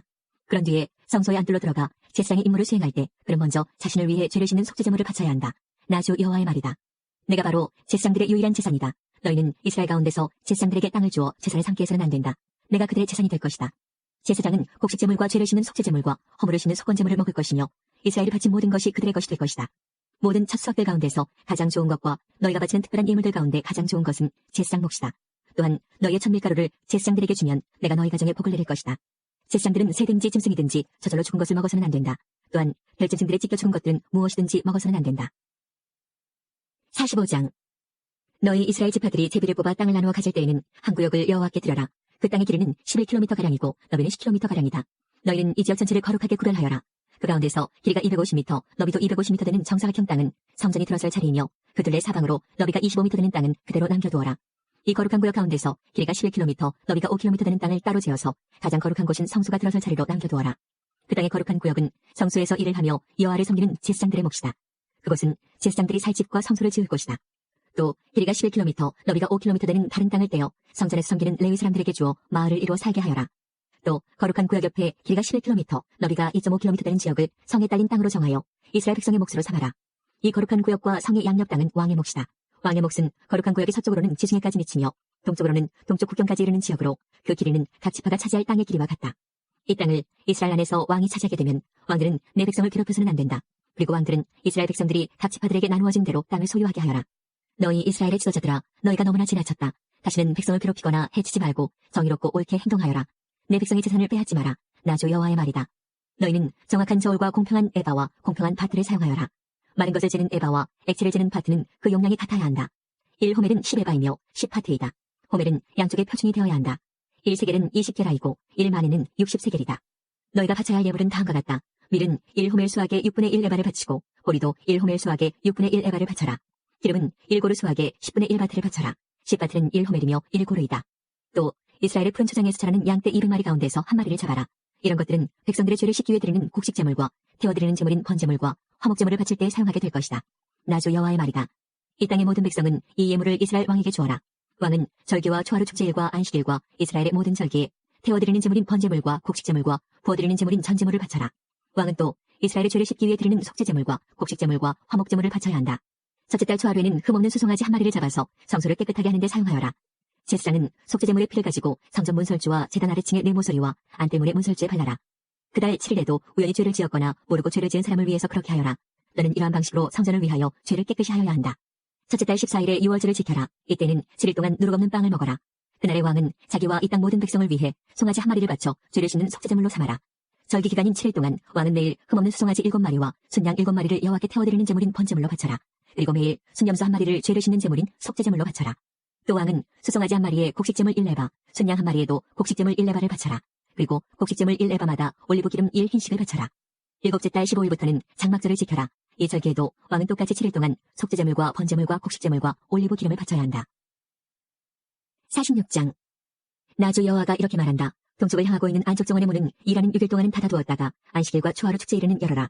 왕은 바깥 통로를 지나 현관으로 들어와서 문기둥 곁에 서 있고 제사장은 왕을 대신하여 태워드리는 제물인 번제물과 화목제물을 바쳐라. 왕은 그동안 문 입구에서 경배한 후에 밖으로 나갈 것이며 문은 저녁까지 닫지 마라. 이 땅 백성도 안식일과 초하루 축제일에 문 입구에 서서 여호와 앞에 경배하여라. 안식일에 왕이 여호와께 바쳐야 할 번제물은 흠없는 어린 양 6마리와 흠없는 순양 1마리이다. 순양 1마리와 함께 드리는 곡식제물의 양은 1레바이다. 하지만 어린 양들과 함께 드리는 곡식제물은 그가 원하는 만큼 바칠 수 있다. 그리고 이 경우 곡식 1레바를 바칠 때마다 올리브 기름 1흰도 함께 바쳐라. 초하루 축제일에는 모두 흠없는 수송아지 1마리와 흠없는 어린 양 6마리와 흠없는 순양 1마리를 바쳐라. 수송아지 1마리와 함께 드리는 곡식제물의 양은 1레바이다. 순양 1마리의 경우도 마찬가지이다. 하지만 어린 양을 드릴 경우 곡식제물의 양은 그가 원하는 만큼 바칠 수 있다. 그리고 이 경우 곡식 1레바를 바칠 때마다 올리브 기름 1흰도 함께 바쳐라. 왕은 성전에 들어올 때 현관으로 들어오고 나갈 때도 그곳으로 나가거라. 이 땅 백성이 절기를 맞아 여호와 앞에 나아올 때에 북쪽 문으로 들어온 사람은 남쪽 문으로 나가고 남쪽 문으로 들어온 사람은 북쪽 문으로 나가거라. 누구든지 같은 문으로 들어와서 같은 문으로 나가면 안 되고 반드시 들어온 문과 반대되는 쪽으로 나가야 한다. 왕은 백성들과 함께 들어왔다가 그들과 함께 나가거라. 절기들과 특별한 날들에는 밀가루 1레바를 곡식제물로 바치되 수송아지 1마리와 함께 바쳐라. 그리고 순양 1마리에도 밀가루 1레바를 곁들여 바쳐라. 하지만 어린 양을 드릴 때에는 드리고 싶은 만큼 곡식제물을 바칠 수 있다. 곡식 1레바를 바칠 때마다 올리브 기름 1흰도 함께 바쳐라. 왕이 여호와께 번제물이나 화목제물을 바치고자 할 때에는 왕을 위해 동쪽 문을 열어놓아야 한다. 왕은 안식일에 하듯이 번제물과 화목제물을 바치고 나갈 것이며 왕이 나가면 문을 닫아야 한다. 너희는 매일 아침마다 1년 된 흠없는 어린 양을 여호와께 태워드리는 번제물로 바쳐라. 또 아침마다 곡식제물과 함께 어린 양을 바쳐라. 어린 양을 바칠 때에는 밀가루 6분의 1레바와 기름 3분의 1흰을 함께 바쳐라. 이것이 여호와께 바칠 곡식제물이며 지금부터 영원히 지켜야 할 규정이다. 그러므로 제사장은 언제나 이와 같이 어린 양과 곡식제물과 올리브 기름을 번제물로 바쳐라. 왕이 자기 아들에게 땅을 선물로 주면 그 땅은 그 아들의 자손의 것이 되어 그들 가족의 재산이 될 것이다. 그러나 왕이 자기 종에게 땅을 선물로 주면 그 땅은 자유의 해까지만 그 종의 것이 되고 그 뒤에는 다시 왕의 것이 된다. 왕의 땅은 오직 왕의 아들에게만 주어진다. 왕은 백성의 땅을 빼앗고 그들을 쫓아내서는 안 된다. 왕이 자기 아들에게 땅을 줄 때에는 자기 땅 가운데서만 주어라. 그리하여 내 백성이 자기 땅에서 쫓겨나는 일이 없어야 한다. 그때 그 사람이 나를 데리고 문 곁에 있는 통로를 지나 제사장들이 사용하는 거룩한 방으로 들어갔는데 그 방은 북쪽을 향해 있었다. 그곳에서 그는 내게 서쪽 끝에 있는 한 곳을 보여주었다. 그 사람이 내게 말했다. 이곳은 제사장이 허물을 씻는 제물인 속건제물과 죄를 씻는 제물인 속죄제물을 삼고 곡식제물을 굽는 곳이다. 이곳에서 삶으면 제사장이 그 제물들을 바깥들로 가져나갈 필요가 없어지고 따라서 백성은 다치지 않게 된다. 그런 후에 그 사람은 나를 데리고 바깥으로 나가서 뜰 네 모퉁이를 돌았다. 뜰 모퉁이마다 작은 뜰이 있었다. 뜰 네 모퉁이에 작은 뜰들이 있었는데 그 뜰의 길이는 20m요 너비는 15m였다. 모퉁이에 있는 네 뜰의 크기는 모두 같았다. 작은 네 뜰을 빙 둘러 돌담이 있었고 돌담 안에는 불을 지피는 부엌이 있었다. 그 사람이 내게 말했다. 이곳은 부엌이다. 성전 제사장들이 백성의 제물을 여기에서 삼는다. 47장. 그 사람이 나를 데리고 성전 출입문으로 갔다. 내가 보니 성전 문지방 아래로부터 물이 나와 성전 동쪽을 향해 흐르다가 성전 남쪽 끝, 곧 제단 남쪽으로 흘러내리고 있었다. 그 사람이 나를 데리고 북쪽 문을 지나 동쪽 문 바깥으로 갔다. 내가 보니 그 물이 남쪽으로부터 흘러내리고 있었다. 그 사람이 손에 줄자를 가지고 동쪽으로 가서 500m쯤 잰 뒤에 나를 이끌어 발목까지 차오르는 그 물을 건너게 했다. 그 사람이 또 500m쯤 되는 거리를 잰 뒤에 나를 이끌어 물을 건너게 했는데 물이 무릎까지 차올랐다. 다시 그가 또 500m쯤 되는 거리를 잰 뒤에 나를 이끌어 물을 건너게 했는데 이번에는 허리까지 물이 차올랐다. 다시 그가 500m쯤 되는 거리를 쟀는데 이번에는 그 물이 걸어서는 건널 수 없고 헤엄을 쳐야만 건널 수 있는 강이 되었다. 그 사람이 내게 물었다. 사람아, 이것이 보이느냐? 그런데 그 사람이 나를 데리고 강 언덕으로 다시 올라갔다. 그곳에 도착하여 보니 강 양쪽에 나무가 무척 많이 있었다. 그 사람이 내게 말했다. 이 물이 동쪽 지역으로 흘러서 아라바로 내려갔다가 사해로 흘러들어가면 사해 물은 맑은 물이 될 것이다. 이 강이 흐르는 곳마다 온갖 생물들이 살게 될 것이다. 사해 주변에 물고기들이 살게 될 것이니 이는 이 물이 흘러가는 곳마다 짠물이 변하여 민물이 되기 때문이다. 이 물이 흐르는 곳마다 생물이 번성할 것이다. 바닷가에는 어부들이 많이 모여들 것이며 엔게디부터 에네글라인까지 모두 금을 치는 곳이 될 것이다. 마치 지중해 물고기 종류처럼 이곳에도 물고기 종류가 수없이 많아질 것이다. 하지만 늪과 갯벌은 살아나지 못하고 소금 땅이 될 것이다. 그 강 언덕 양편에는 온갖 종류의 과일나무가 자랄 것이며 그 잎사귀가 시들지도 않고 열매가 떨어지지도 않을 것이다. 물이 성소에서부터 흘러나와 과일나무들을 적시기 때문에 나무들이 달마다 열매를 맺을 것이다. 나무 열매는 식량으로 쓰고 나무 잎사귀는 약으로 쓸 것이다. 주 여호와께서 말씀하셨다. 이스라엘의 12지파에게 나누어줄 땅의 경계선들은 다음과 같다. 요셉 지파에게는 두 몫이 주어진다. 땅을 나눌 때는 공평하게 똑같이 나누어야 한다. 이 땅은 내가 너희 조상에게 주기로 약속한 땅이므로 이 땅은 너희의 영원한 재산이 될 것이다. 땅의 경계선은 다음과 같다. 북쪽 경계선은 지중해에서부터 헤들론을 따라 하마더기를 지나 스닷을 거쳐 다마스커스와 하맛 지역 사이에 있는 브로다, 시브라임에 이르고 하오란 땅 경계에 있는 하셀 핫디곤에까지 이른다. 이렇게 북쪽 경계선은 지중해에서부터 하살레논까지 이르는데 이 경계선은 하맛과 다마스커스 사이에 있다. 동쪽 경계선은 하우란과 다마스커스 사이에서 시작하여 길라앗과 이스라엘 땅 사이의 요단강을 지나 사해 옆에 다말까지 이른다. 이것이 동쪽 경계선이다. 남쪽 경계선은 다말에서 시작하여 무리보 카데스의 샘을 지나 이집트 시내를 거쳐 지중해에 이른다. 이것이 남쪽 경계선이다. 서쪽 경계선은 지중해가 경계선인데 하마더기 건너편까지이다. 이것이 서쪽 경계선이다. 그러므로 너희는 이 땅을 이스라엘 지파별로 나누어라. 너희가 이 땅을 나누어 재산으로 삼되 너희뿐 아니라 너희와 함께 사는 외국인들과 그들의 자녀들에게도 그 땅을 나누어 재산으로 삼게 하여라. 너희는 그 외국인들을 이스라엘에서 태어난 사람과 똑같이 여겨 이스라엘 지파들과 함께 땅을 나누어야 한다. 외국인이 어느 지파 함께 살든지 상관없이 그들에게도 땅을 나누어 주어야 한다. 나 주 여호와의 말이다. 48장 지파들의 이름은 다음과 같다. 단의 몫은 북쪽 경계선에서 시작하여 헤들론 길을 따라 하마더기를 지나 다마스커스 북쪽 경계에 있는 하살레논까지 곧 하마스 경계까지 이르는 동쪽에서부터 서쪽까지의 땅이다. 아셀의 몫은 단 지파를 경계선으로 해서 동쪽에서 서쪽까지이다. 납달리의 몫은 아셀 지파를 경계선으로 해서 동쪽에서 서쪽까지이다. 므낫세의 몫은 납달리 지파를 경계선으로 해서 동쪽에서 서쪽까지이다. 에브라임의 몫은 므낫세 지파를 경계선으로 해서 동쪽에서 서쪽까지이다. 루벤의 몫은 에브라임 지파를 경계선으로 해서 동쪽에서 서쪽까지이다. 유다의 몫은 루벤 지파를 경계선으로 해서 동쪽에서 서쪽까지이다. 너희는 유다 지파를 경계선으로 해서 동쪽에서 서쪽까지의 몫을 거룩한 지역으로 지정하여 특별한 예물로 바쳐야 한다. 그 너비는 12.5km이고 동쪽에서 서쪽까지의 길이는 다른 지파들의 몫과 똑같고 이 지역 한가운데에는 성전을 세워야 한다. 너희가 나 여호와께 바쳐야 할 특별한 땅은 길이가 12.5km이고 너비가 5km이다. 이 땅은 제사장들을 위해 마련한 거룩한 몫이 될 것이다. 북쪽으로는 길이가 12.5km, 서쪽으로는 너비가 5km, 동쪽으로도 너비가 5km, 남쪽으로는 길이가 12.5km이다. 그리고 그 한가운데에 여호와의 성전이 있어야 할 것이다. 이 땅은 거룩하게 구별된 제사장들인 사독의 자손들을 위한 몫이다. 이스라엘 백성이 나를 저버렸을 때 그들과 함께 나를 저버린 레위 사람들과는 달리 사독 자손들은 나를 저버리지 않았기 때문이다. 그러므로 이 땅 가운데서 특별히 구별된 몫은 그들에게 특별한 선물로 가장 거룩한 몫이 될 것이며 레위 지파의 땅과 경계선을 맞댈 것이다. 제사장들의 땅 경계선을 따라서 레위 사람들에게도 땅을 주어야 할 것이다. 그 길이는 12.5km이고 너비는 5km이다. 전체의 길이는 12.5km이고 전체의 너비는 5km이다. 레위 사람은 이 땅을 팔아서도 안 되고 바꾸어서도 안 된다. 이 땅은 가장 좋은 땅이기 때문에 다른 사람들에게 넘겨서도 안 된다. 이 땅은 여호와께 거룩하게 구별된 땅이기 때문이다. 나머지 땅, 곧 너비가 2.5km가량이요 길이가 12.5km인 땅은 그 성의 일반적인 용도로 사용할 것이며 주로 집을 짓거나 목수지로 사용하게 될 것이다. 그리고 성은 땅 한가운데에 있어야 한다. 성의 크기는 다음과 같다. 북쪽의 길이는 2.25km가량, 남쪽의 길이도 2.25km가량, 동쪽의 길이도 2.25km가량, 서쪽의 길이도 2.25km가량이다. 목수지로 쓸 땅은 북쪽으로 125m가량, 남쪽으로도 125m가량, 동쪽으로 125m가량, 서쪽으로도 125m가량이다. 거룩하게 구별한 땅과 붙어있는 나머지 땅은 동쪽으로 5km이고 서쪽으로도 5km이며 이 땅에서 생산되는 것들은 성에서 일하는 사람들의 양식으로 주어져야 한다. 그리고 성에 사는 사람들로서 이 땅을 일구는 사람들은 이스라엘의 모든 지파로부터 온 사람들이어야 한다. 이 전체 지역은 사방이 12.5km 되는 정사각형이다. 너희는 성에 딸린 땅과 함께 거룩한 땅을 주님께 드리는 특별한 선물로 바쳐야 한다. 거룩하게 구별한 땅의 양옆과 성에 딸린 땅의 양옆에 있는 나머지 땅은 왕의 몫이다. 그 땅은 거룩하게 구별한 땅 동쪽 옆으로 동쪽 경계선까지이며 서쪽 옆으로는 지중해까지이다. 두 지역의 길이는 지파들이 차지할 땅의 길이와 같다. 이 땅이 왕의 몫이다. 거룩한 땅과 성전 안의 성소가 그 땅의 한가운데에 있어야 한다. 레위 사람의 땅과 성에 딸린 땅은 왕의 몫으로 돌아갈 땅 중간에 자리 잡게 된다. 왕에게 속한 땅은 유다의 경계선과 베냐민의 경계선 사이에 있게 될 것이다. 나머지 지파들이 받을 땅은 다음과 같다. 베냐민의 몫은 동쪽에서부터 서쪽으로 지중해까지이다. 시몬의 몫은 베냐민 지파를 경계선으로 해서 동쪽에서 서쪽까지이다. 이사갈의 몫은 시몬 지파를 경계선으로 해서 동쪽에서 서쪽까지이다. 스불론의 몫은 이사갈 지파를 경계선으로 해서 동쪽에서 서쪽까지이다. 갓의 몫은 스불론 지파를 경계선으로 해서 동쪽에서 서쪽까지이다. 갓의 남쪽 경계선은 동쪽으로 사해 부근의 다말에서부터 무리바가 데스셈까지 이르고 또 거기에서부터 이집트 시내들을 따라 지중해까지이다. 이것이 너희가 제비를 뽑아 이스라엘 지파들 사이에 나누어야 할 땅이다. 이 땅들이 그 지파들의 몫이다. 나 주 여호와의 말이다. 성의 문은 다음과 같다. 북쪽 성벽의 길이는 2.5km가량이다. 북쪽의 문은 모두 3개가 있는데 그 이름은 르우벤문, 유다문, 레위문이다. 성문의 이름은 이스라엘 지파 이름에서 따온 것이다. 동쪽 성벽의 길이는 2.5km가량이다. 동쪽의 문은 모두 3개가 있는데 그 이름은 요셉문, 베냐민문, 단문이다. 남쪽 성벽의 길이는 2.5km가량이다. 남쪽의 문은 모두 3개가 있는데 그 이름은 시므온문, 이사갈문, 스불론문이다. 서쪽 성벽의 길이도 2.5km가량이다. 서쪽의 문도 모두 3개가 있는데 그 이름은 단문, 아셀문, 납달리문이다. 이렇게 성의 둘레는 9km가량이다. 그때부터 이 성의 이름은 여호와께서 거기 계시다라는 뜻의 여호와 삼마가 될 것이다. 27년 첫째 달 초하루에 여호와께서 내게 말씀하셨다. 사람아, 바빌로니아 왕 느부갓네살이 군대를 일으켜 도로와 싸웠다.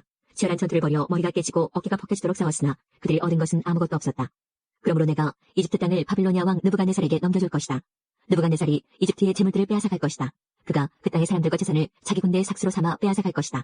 내가 이집트 땅을 느부갓네살에게 주었으니 그것은 그가 나를 위해 이집트를 물리친 것에 따른 보상이다. 나 주 여호와의 말이다. 그날에 내가 이스라엘 백성에게 한 뿔이 살아나게 하고 내가 그들 가운데 내 입을 열어 말하게 할 것이다. 그때 그들이 내가 주 여호와라는 것을 알게 될 것이다. 30장. 여호와께서 내게 말씀하셨다. 사람아, 예언하고 전하여라. 나 주 여호와가 이렇게 말한다. 소리내어 부르짖어 외쳐라. 아이고, 재앙의 날이 오고 있다. 그날이 가까이 왔다. 여호와의 날이 가까이 왔으니 그날은 구름 가득한 날이며 온 세상에 닥칠 재앙의 날이다. 칼이 이집트를 칠 것이며 에티오피아가 두려워 떨 것이다. 이집트에 시체가 널려 있고 그들의 재물을 빼앗길 때에 나라의 기초가 허물어질 것이다. 에티오피아, 리비아, 리디아, 아라비아, 굽과 함께 모든 동맹국의 백성들이 죽고 이집트도 칼에 맞아 쓰러질 것이다. 이집트의 동맹국들이 무너질 것이며 이집트가 자랑하던 세력이 꺾일 것이다. 북쪽 믹돈에서부터 남쪽 아스완에 이르기까지 이집트 백성이 칼에 찔려 죽을 것이다. 나 주 여호와의 말이다. 그 땅은 황폐한 나라들 중에서도 가장 황폐할 것이며 이집트의 성들은 폐허로 변할 것이다. 내가 이집트에 불을 질러 이집트의 동맹국들까지도 망하게 할 것이다. 그때 그들이 내가 여호와라는 것을 알게 될 것이다. 그날에 내가 특사들을 에티오피아로 보내어 그들을 놀라게 할 것이다. 왜냐하면 그들은 스스로 안전하다고 생각하는 자들이기 때문이다. 이집트가 재앙을 당할 때 에티오피아 백성들이 두려워 떨 것이다. 그런 날이 반드시 올 것이다. 내가 바빌로니아 왕 느부갓네살을 보내어 이집트의 수많은 백성을 없애버릴 것이다. 그와 그의 군대는 세상에서 가장 잔인한 군대이다. 그들이 이 땅을 짓밟으러 올 것이다. 칼을 뽑아 이집트를 칠 것이며 시체들이 온 나라를 덮을 것이다. 내가 나일강의 물줄기를 마르게 하고 그 땅을 악한 백성에게 팔 것이다. 외국인들의 손을 빌려 그 땅과 그 안에 있는 모든 것을 없애버릴 것이다. 나 여호와의 말이다. 주 여호와께서 이렇게 말씀하셨다. 내가 우상들을 없애버리고 높성의 우상들을 헐어버릴 것이다. 다시는 이집트에서 왕이 나오지 못하게 하고 온 땅을 공포에 몰아넣을 것이다. 내가 이집트 남부의 바드로스 땅을 황무지로 만들 것이다. 수완지방에 불을 지르고 노지역을 칠 것이다. 내 분노를 이집트의 요새 펠루시움에 쏟아붓고 노지역에 사는 수많은 사람들을 없애버릴 것이다. 내가 이집트에 불을 지를 것이니 펠루시움이 크게 괴로워할 것이다. 노의 성벽이 뚫릴 것이며 놉은 대낮에 적군의 침략을 당할 것이다. 헬리오폴리스와 부바스티스의 젊은이들이 칼에 맞아 죽을 것이며 백성들은 포로로 끌려갈 것이다. 내가 이집트의 권세를 꺾을 때에 드암 내에서는 대낮에도 깜깜해질 것이다. 구름이 이집트를 덮을 것이며 이집트의 딸들은 포로로 끌려갈 것이다. 이처럼 내가 이집트를 심판할 것이니 그때 그들은 내가 여호와라는 것을 알게 될 것이다. 유다왕 여호야긴이 사로잡혀간 지 37년째 되던 해, 곧 에윌무로닥이 바빌로니아 왕이 된 해 12월 27일에 에윌무로닥이 여호야긴을 감옥에서 풀어주었습니다. 에윌무로닥은 여호야긴에게 친절하게 대하면서 바빌론에 와 있던 다른 왕들의 자리보다 더 높은 자리를 주었습니다. 그리하여 여호야긴은 죄수가 입는 옷을 벗었습니다. 그는 죽기 전까지 왕의 상에서 왕과 함께 먹었습니다. 왕은 여호야긴이 살아있는 동안에 날마다 그에게 용돈을 주었습니다. 유다왕 여호야긴이 사로잡혀간 지 37년 12째 달 25일에 바빌로니아 왕이 되어 다스리기 시작한 에윌무로닥이 유다왕 여호야긴을 감옥에서 풀어주고 그의 머리를 들게 하였습니다. 바빌로니아 왕은 그를 친절하게 대해주었습니다. 그리고 그의 자리를 바빌로니아에 있는 다른 왕들의 자리보다 더 높여주었습니다. 또 그의 죄수복을 벗게 하고 남은 생애 동안 항상 바빌로니아 왕의 식탁에서 밥을 먹게 하였습니다. 그가 먹는 음식은 날마다 바빌로니아 왕의 지시를 따라 받는 음식으로서 죽는 날까지 끊이지 않았습니다. 13장. 이것은 아모스의 아들 이사야가 바빌론에 관해 받은 경고의 말씀입니다. 상위에 깃발을 세우고 소리를 높여 군사를 불러라. 손을 흔들어 바빌론 왕국을 공격할 것이라는 신호를 보내어라. 내가 거룩히 구별한 나의 용사들에게 명령을 내려 나의 진노를 쏟으라고 하였다. 그들은 내 뜻을 따르는 것을 기뻐하고 즐거워하였다. 산에서 나는 큰 소리를 들어보아라. 많은 나라의 민족들이 모여서 떠드는 소리이다. 만군의 여호와께서 많은 나라의 군사들을 불러 전투 준비를 하게 하신다. 이 군대는 먼 땅 지평선 저 너머에서 온다. 여호와께서 자신의 진노를 무기로 삼아 온 땅을 멸망시키실 것이다. 오라라, 여호와의 심판의 날이 가까이 왔다. 전능하신 하나님께서 뜻밖의 재앙을 일으키신다. 그러므로 사람들의 손은 두려움에 떨고 모든 인간의 마음은 겁에 질릴 것이다. 사람마다 겁에 질려 고통과 괴로움에 사로잡힐 것이다. 그들이 아기를 낳는 여자처럼 고통을 당할 것이며 겁에 질려 얼굴이 붉어진 채 놀라서 서로 쳐다볼 것이다. 보아라, 여호와께서 심판하실 날이 다가온다. 그날은 무시무시한 날이며 하나님께서 진노하시는 날이다. 하나님께서 땅을 황무지로 만드시고 땅 위에 있는 죄인들을 멸망시키신다. 하늘의 별들이 그 빛을 발하지 못하고 해가 떠도 어둡고 달이 떠도 밝지 않을 것이다. 내가 세상의 악을 심판하고 악한 사람의 죄를 심판하겠다. 거만한 사람의 교만을 꺾고 폭력을 일삼는 사람의 거만을 낮추겠다. 사람을 찾기가 순금을 찾기보다 어려울 것이며 오빌의 좋은 금보다 사람의 수가 더 적을 것이다. 내가 하늘을 진동시키고 땅을 흔들어 놓겠다.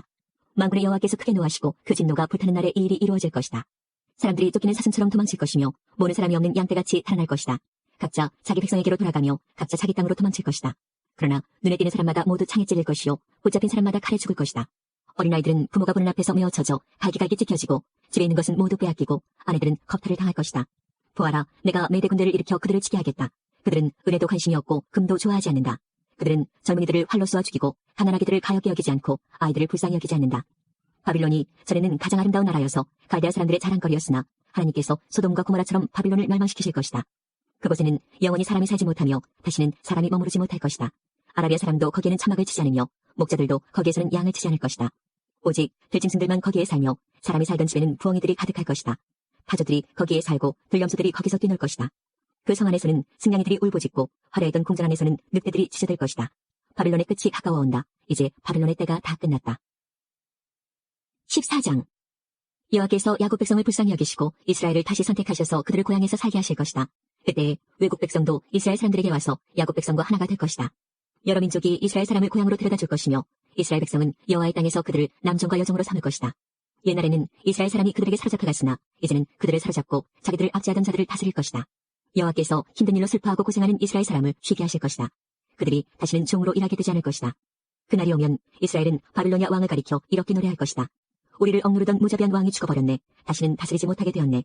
여호와께서 악한 통치자들의 호를 꺾으시고 압제자들의 권력을 빼앗아 가셨네. 바빌로니아 왕이 노하여 민족들을 쳐부수고 끊임없이 백성들을 치고 나라들에게 화를 내며 몹쓸 짓을 하더니 이제 온 땅이 편히 쉬며 평화를 누리게 되었네. 모든 백성이 기뻐하며 노래를 시작하네.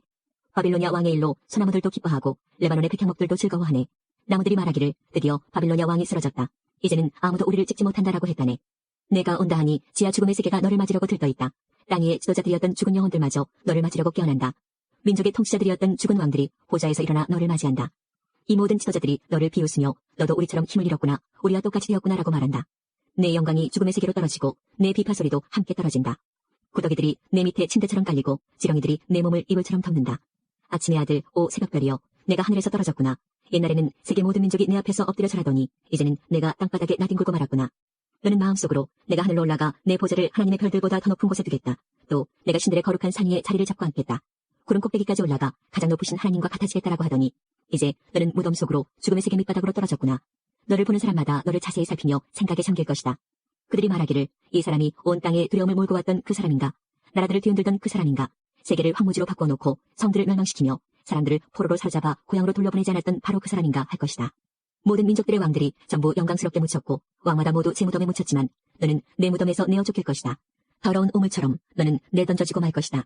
칼에 찔려 죽은 사람들의 시체가 내 몸을 뒤덮고 사람들이 구덩이 밑바닥으로 너를 내던지니 너의 시체를 사람들이 짓밟을 것이다. 내가 내 나라를 폐허로 만들었고 내 백성을 죽였으므로 너는 다른 사람들처럼 묻히지 못할 것이다. 너는 악인의 후손이기 때문에 다시는 아무도 내 이름을 부르지 않을 것이다. 그의 자손을 죽일 준비를 하여라. 그들의 조상이 죄를 지었으므로 그들도 죽여라. 그들이 다시는 땅을 차지하지 못할 것이며 다시는 땅 위에 성을 쌓지 못할 것이다. 만군의 여호와께서 이렇게 말씀하셨다. 내가 그 백성을 치겠다. 바빌론의 이름과 그 남은 자들을 지워버리고 그들의 자손까지도 멸망시키겠다. 여호와의 말씀이다. 내가 바빌론을 고슴도치의 소굴이 되게 하고 무릉덩이로 만들며 멸망의 빗자루로 깨끗이 쓸어버리겠다.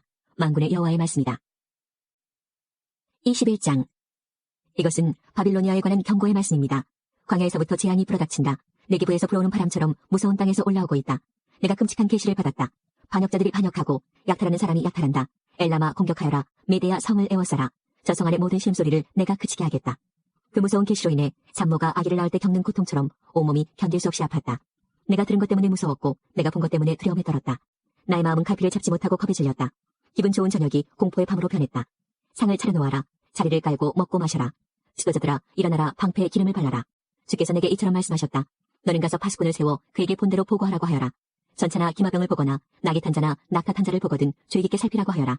파수꾼이 사신과 같이 외쳤다. 주여, 저는 날마다 밤낮으로 망대 위로 올라가 지키고 있습니다. 보십시오. 저기 사람이 전차를 타고 기마병과 함께 옵니다. 파수꾼이 다시 외쳤다. 바빌론 성이 포위당했다. 무너졌다. 바빌론의 우상들이 모두 땅에 떨어져 깨져버렸다. 내 백성이 타작마당의 곡식처럼 으깨졌다. 내 백성아, 나는 만군의 여호와 이스라엘의 하나님께 들은 것을 그대로 너희에게 전한다. 이것은 두마에 관한 경고의 말씀입니다. 누가 나를 세일에서 부른다. 파수꾼아, 아침이 오려면 얼마나 더 있어야 하느냐. 파수꾼아, 밤이 지나가려면 얼마나 더 있어야 하느냐. 파수꾼이 대답한다. 아침이 오지만 다시 밤이 될 것이다. 물어볼 것이 있거든 다시 와서 물어보아라. 이것은 아라비아에 관한 경고의 말씀입니다. 그단에서 온 상인들이 아라비아의 사막에서 밤을 지샜다. 대마 사람들아, 여행하느라 지친 사람들에게 먹을 것과 마실 것을 주어라. 그들은 칼을 피해 도망하는 사람들이었다. 칼이 그들을 치려 하고 활이 그들을 쏘아 맞추려 한다. 그들은 전쟁이 치열해져서 도망다니는 신세가 되었다. 주께서 내게 이처럼 말씀하셨다. 1년이 지나지 않아서 게달의 모든 영광이 사라질 것이다. 이 1년은 품꾼이 정해놓고 일하는 횟수와 같다. 그때 활을 쏘는 사람이 얼마 남지 않을 것이며 게달의 용사 가운데 남는 사람이 매우 적을 것이다. 여호와 곧 이스라엘의 하나님께서 말씀하셨다. 33장. 남을 망하게 하고도 아직 망하지 않은 사람에게 재앙이 닥칠 것이다. 반역을 하고도 아직 배반당하지 않은 사람에게 재앙이 닥칠 것이다. 남을 망하게 하던 일을 그치면 남들이 너를 망하게 할 것이고 남을 반역하던 일을 그치면 남들이 너를 배반할 것이다. 여호와여, 우리에게 은혜를 베풀어 주소서. 우리가 주의 도움을 기다립니다. 아침마다 우리에게 힘을 주시고 어려운 일을 당할 때 구원해 주소서. 주의 힘찬 소리를 듣고 사람들이 두려움에 빠져 달아나며 크신 여호와를 보고 민족들이 흩어집니다. 황금때가 모이는 것처럼 너희들의 전리품이 모일 것이며 메뚜기 떼가 달려들듯이 너희들의 재산을 빼앗아 가져갈 것이다. 여호와는 위대하시다. 여호와는 높은 곳에 계시며 시온을 정의와 공평으로 채우신다. 여호와는 너의 피난처이시다. 주께는 구원과 지혜와 지식이 가득하다. 주를 경외하는 것이 가장 큰 보물이다. 보아라, 용사들이 거리에서 울부짖고 평화의 사자들이 쓰라리게 통곡한다. 길마다 황량하게 변하고 거리를 다니는 사람이 하나도 없다. 사람들이 맺은 언약을 깨뜨리고 도시들은 모두 버려졌다. 아무도 다른 사람을 존경하지 않는다. 이 땅이 아파서 죽어간다. 레바논이 부끄러움을 당하며 죽어간다. 샤론 평야는 사막처럼 메말라고 바산과 갈멜의 나무들도 죽어간다. 여호와께서 말씀하신다. 이제는 내가 일어나 스스로 높아지겠다. 이제 내 영광을 사람들에게 나타내겠다. 너희가 헛된 일을 한다.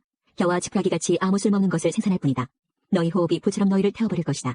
백성들이 불에 타서 석회가 되고 마른 가시덤불처럼 불에 쉽게 타버릴 것이다. 먼 곳에 있는 백성아, 내가 한 일을 들어라. 가까운 곳에 있는 백성아, 나의 능력을 깨달아라.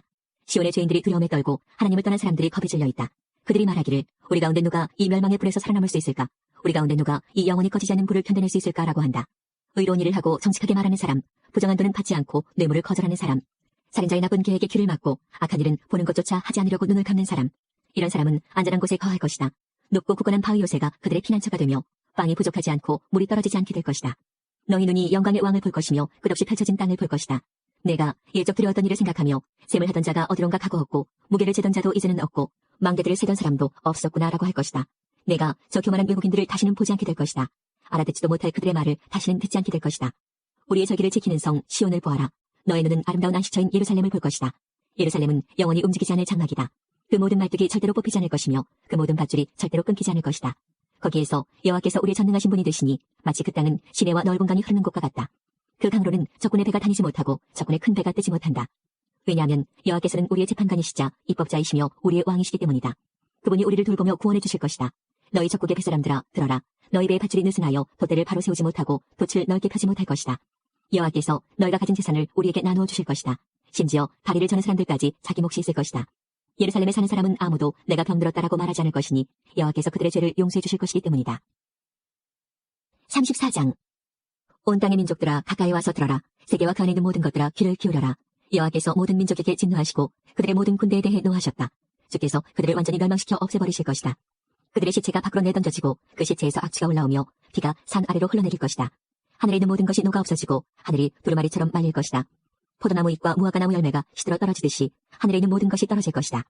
하늘에서 여호와의 칼이 피로 물들었으니 보아라, 이제 그 칼이 에돔 위에 내려올 것이다. 이 백성은 여호와의 심판으로 멸망하게 될 것이다. 여호와의 칼이 피해졌고 기름으로 뒤덮일 것이다. 어린 양과 염소에 피해졌고 순양의 콩팥기름으로 뒤덮일 것이다. 왜냐하면 여호와께서 보스라에서 희생제물을 잡으셨고 에돔 땅에서 큰 사륙을 행하셨기 때문이다. 스스로 강하다고 믿는 사람들도 소가 쓰러져 죽는 것처럼 죽을 것이다. 땅이 피로 물들고 흙이 기름으로 덮일 것이다. 여호와께서 심판의 날 곧 시온을 괴롭힌 사람들의 죄값을 치르는 해를 정하셨다. 에돔의 강들이 유황으로 변하고 그 땅이 불타는 역정으로 변할 것이다. 불이 밤낮으로 타오르고 연기가 끊임없이 치솟을 것이다. 대대로 에돔이 황무지로 변하여 더 이상 그 땅으로 지나는 사람이 없을 것이다. 그 땅이 부엉이와 올빼미 소굴로 변하고 까마귀의 집으로 변할 것이다. 하나님이 그 땅을 황무지로 만드셔서 그 땅에 아무것도 남지 않을 것이다. 다스릴 사람을 찾아도 다스릴 사람이 없겠고 지도자도 모두 사라지고 없을 것이다. 요새가 있던 자리에 가시나무가 자라고 튼튼한 성이 있던 자리에 야생동물이 자랄 것이다. 이리가 그곳을 자기 굴로 삼고 타조가 그곳에서 살 것이다. 사킹이들이 하이에나와 만나고 두렴소들이 서로를 부를 것이다. 밤에 활동하는 짐승들이 쉴 자리를 찾을 것이다. 부엉이가 집을 지어 알을 낳고 알이 깨면 자기 그늘로 덮어줄 것이다. 또한 솔개들도 자기 짝과 함께 모일 것이다. 여호와의 책을 찾아서 읽어보아라. 이 짐승들 가운데 하나도 빠진 것이 없겠고 그 짝이 없는 짐승도 없을 것이다. 하나님께서 그것들을 모으겠다고 친히 말씀하셨고 하나님의 영이 그것들을 모으셨다. 하나님께서 그 짐승들에게 땅을 나누어 주시고 짐승들이 그 땅을 차지하게 경계를 정해 주셨다. 그 짐승들이 그 땅을 영원히 차지할 것이며 대대로 그 땅에서 살 것이다. 35장. 광야와 메마른 땅이 기뻐하며 사막의 꽃을 피울 것이다. 사막이 풍성한 꽃들과 함께 기뻐 외치며 즐거워할 것이다.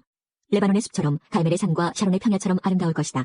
모든 사람이 여호와의 영광을 보며 우리 하나님의 광채를 볼 것이다. 약한 손을 강하게 하고 떨리는 무릎을 굳세게 하여라. 마음에 근심하는 사람에게 일러주어라. 굳세어라. 두려워하지 마라. 보아라. 너희 하나님이 오신다. 하나님이 너희의 원수를 심판하실 것이며 그들이 행한 대로 갚아주실 것이다. 오셔서 너희를 구해주실 것이다. 그때 보지 못하는 사람이 다시 보고 듣지 못하는 사람이 다시 들을 것이다. 다리를 저는 사람이 사슴처럼 뛰고 말을 못하던 사람이 기쁨으로 노래할 것이다. 광야에 샘물이 흐르고 메마른 땅에 시냇물이 흐를 것이다. 불타는 사막이 연못으로 변하고 마른 땅이 물을 뿜어내는 샘으로 변하며 이리가 살던 곳에 풀과 갈대와 왕골이 자랄 것이다. 사막이 어떤 땅에 큰 길이 날 것이며 그 길은 거룩한 길이라 불릴 것이다. 악한 백성은 그 길로 다니지 못하고 오직 의로운 백성만 다닐 수 있을 것이다. 어리석은 사람도 그 길을 밟지 못할 것이다. 거기에는 사자가 없고 사나운 짐승이 다니지 못할 것이다. 그 길에서 그런 짐승은 찾아보지 못할 것이다. 그 길로는 오직 하나님이 구원하신 백성만 다닐 것이다. 여호와께서 자유를 주신 백성이 시온에 돌아와 영원한 기쁨의 노래를 부를 것이다. 슬픔과 고통은 멀리 사라지고 즐거움과 행복이 넘칠 것이다. 5장. 벨사살 왕이 귀한 손님 1000명을 불러서 큰 잔치를 베풀어 그들과 함께 술을 마셨습니다. 벨사살은 술을 마시다가 명령을 내려 그의 아버지 느부갓네살이 예루살렘 성전에서 가져온 금잔과 은잔들을 가져오게 했습니다.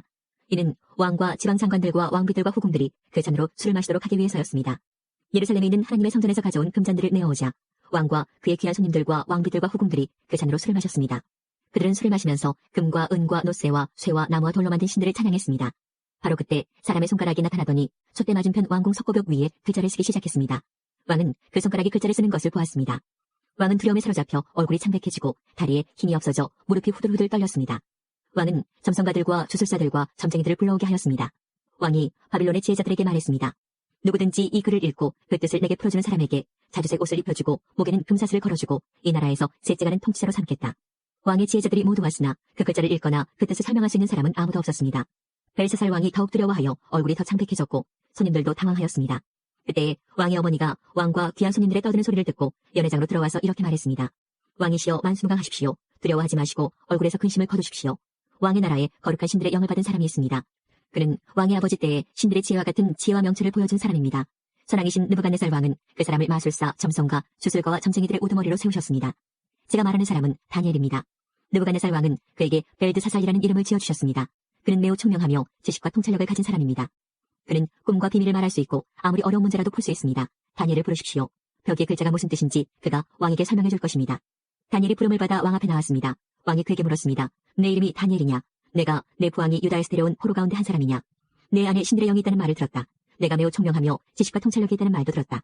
내가 지혜자들과 마술사들을 불러 벽에 적힌 이 글자를 읽고 그 뜻을 말해보라고 했으나 아무도 설명하지 못했다. 그런데 너는 해석을 잘하고 어려운 문제도 잘 푼다고 들었다. 그러니 벽에 적힌 글을 읽고 설명해보아라. 내가 그렇게만 할 수 있다면 내가 내게 자주색 옷을 입혀주고 목에는 금사슬을 걸어주고 이 나라의 셋째가는 통치자로 삼아주겠다. 다니엘이 왕에게 대답했습니다. 선물은 왕이 가져가시고 상도 다른 사람에게 주십시오. 하지만 나는 왕을 위해 벽에 글을 읽고 그 뜻을 풀어드리겠습니다. 왕이시여, 지극히 높으신 하나님께서 왕의 아버지 느부갓네살을 위대하고 강한 왕으로 만드셨습니다. 하나님께서 그에게 큰 권세를 주셨기 때문에 백성들과 나라들과 각기 다른 말을 쓰는 모든 사람이 느부갓네살 왕을 무서워했습니다. 그는 마음대로 사람을 죽이기도 하고 살리기도 했으며 높이기도 하고 낮추기도 했습니다. 하지만 느부갓네살 왕은 너무 높아지고 교만해졌습니다. 그래서 왕의 보좌에서도 쫓겨나고 누리던 영광도 빼앗겼습니다. 느부갓네살 왕은 사람들에게서 쫓겨나 그 마음이 들짐승처럼 되어 들나귀처럼 살며 소처럼 풀을 먹었고 몸은 이슬로 젖었습니다.